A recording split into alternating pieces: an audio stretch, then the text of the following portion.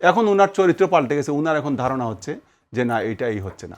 তাহলে আমার কথা হচ্ছে যে উনার চরিত্র কি চরিত্র নিয়ে উনারা থাকেন, তাহলে উনারা জামাতের সাথে গেলেন কেন? একটু যেতে চাই আবুল কালামের কাছে। আবুল কালাম, রোববার যদি বলি ইসলামী আন্দোলনের আমির মুফতি চরমনাই পীর মুফতি সৈয়দ মোহাম্মদ রেজাউল করিম একটা অভিযোগ করেছেন। তিনি বলেছেন একটি মহলের তিনি কি বলেছেন আমি একটু শুনাই কোট আনকোট। এদেশের মানুষ ইসলামকে ভালোবাসে, ইসলামের আলোকে দেশ পরিচালনা চায়, কিন্তু একটি মহলের অতি ক্ষমতার লোভের কারণে দেশে ইসলামী শরিয়া তথা ইসলামী হুকুমত কায়েম হয়নি। তিনি রোববারে পাবনার একটি অনুষ্ঠানে বলেন দলটি যে দলটির কারণে হয়নি সে দলটির কথা বলছেন। দলটি আমেরিকা ও ভারতের অনুকম্পা পেতে নির্বাচনী ইশতেহার থেকে ইসলাম শব্দটি বাদ দিয়েছে এবং ইসলামী শরিয়ার আলোকে দেশ পরিচালনা করবে না বলে তাদের আশ্বস্ত করেছে। যারা ইসলামের কথা বলে জাতিকে ধোঁকা দেয় তাদের সম্পর্কে সবাইকে সজাগ ও সতর্ক থাকতে হবে। ইসলামী আন্দোলন নিশ্চয়ই জামাতের কথা বলছেন, যে তারা ভারত এবং আমেরিকার অনুকম্পাকে তাদেরকে করার জন্য, তাদেরকে খুশি করবার জন্য শরিয়া ভিত্তিক আইন মানে বাস্তবায়ন করবেন না, এমন একটা খবর জামাতে আমিরের মুখেও আমি শুনেছি। তাহলে কি মুফতি রেজাউল করিম কি সেই কথাই উদ্ধৃতি দিচ্ছেন? প্রথম কথা হচ্ছে যে সবকিছুর পরে কি জানেন যে এই কিছু মানুষ আছে এদের লজ্জা নাই, আসলে নির্লজ্জ এবং ক্যারেক্টার নাই। কেন নাই এটা আপনারা বলি। উনি, আমারও ধারণা উনি জামাতকে উদ্দেশ্য করেই বলেছেন। তিনিও একটা ইসলামী দল, এরাও একটা ইসলামী দল। তাদের মধ্যে এই যে দেখেন, ইসলাম হচ্ছে সবচেয়ে স্পর্শকাতর জায়গা। আপনি দেখবেন যে আজকে যদি আমি মুসলমান, আমি যদি ইসলাম বিরোধী কোনো কার্যকলাপ করি, তাহলে আমি ক্ষতিগ্রস্ত হই না, আমার ধর্ম ক্ষতিগ্রস্ত হয় এবং এইটা খুব খারাপ প্রভাব পড়ে কিন্তু প্রতিপক্ষের উপরে, আমার ধর্মের উপরে। প্রতিপক্ষ এটা নিয়ে নানান সমালোচনা করার সুযোগ পায়।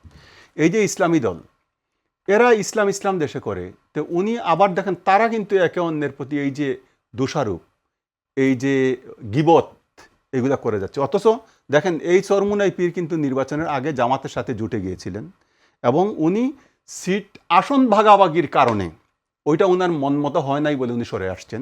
এখন উনার চরিত্র পাল্টে গেছে, উনার এখন ধারণা হচ্ছে যে না এইটাই হচ্ছে না। তাহলে আমার কথা হচ্ছে যে উনার চরিত্র কি চরিত্র নিয়ে উনারা থাকেন, তাহলে উনার জামাতের সাথে গেলেন কেন? কেন আপনি কারোর সাথে বন্ধুত্ব করার আগে তার সম্পর্কে জানবেন না? আপনি জেনে শুনেই তার সাথে গেছেন, এখন যে তার বিরুদ্ধে বদনাম বলছেন। তো ঠিক আছে, জামাত যদি এত শক্তিশালী হয়, এটা জামাতের বিষয় আমি জানি না, বাট উনি যদি তাদেরকে উদ্দেশ্য করে বলেন যে তাদের কারণে পারা যাচ্ছে না, কেন? তারা কি উনার গলায় পাড়া দিয়ে ধরছে? তারা কি রাস্তা বন্ধ করে দিছে? তারা কি উনার অফিসে হামলা করছে? তারা কি উনার হাত বেঁধে রাখছে? নাকি উনাকে জেলে ঢুকাইছে? কোনটা? তারা তাদের কাজ করবে, আপনি আপনার কাজ করেন।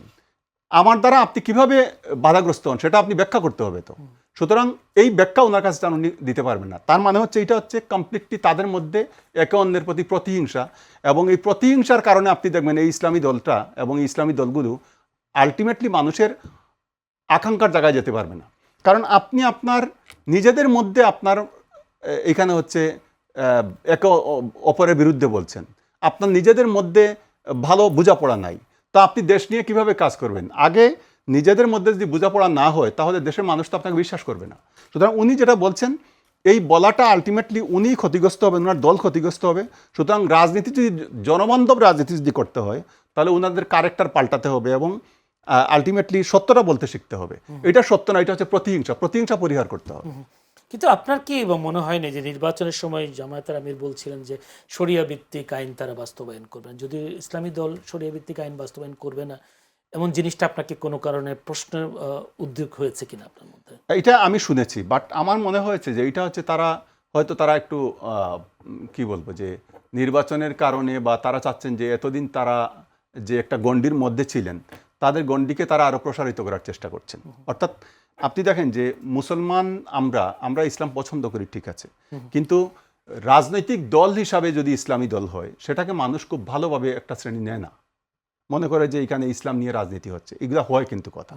সুতরাং হয়তো তারা এই সমালোচনা থেকে নিজেদেরকে বের করে আনার জন্য তারা এই যে উদ্যোগটা তারা নিয়েছেন বা তারা একটা পরিবর্তন চাচ্ছেন। তা আমার মনে হয় যে এরকম পরিবর্তন এটা খারাপ কিছু না। একটা দল সে তার দল কিভাবে চালাবে, কি রাখবে না, সেটা তার ব্যক্তিগত, এটা হতেই পারে। তারা ভারত এবং আমেরিকাকে খুশি করবার জন্য কি নির্বাচনী ইশতেহারে এমন কথা নিয়ে আসছেন তিনি অভিযোগ করেছেন, বাস্তবে কি তাই? একটা বিষয় কি, এটা আপনিও জানেন, ভারত আলটিমেটলি আপনার আমার কথায় কখনো খুশি হয় না।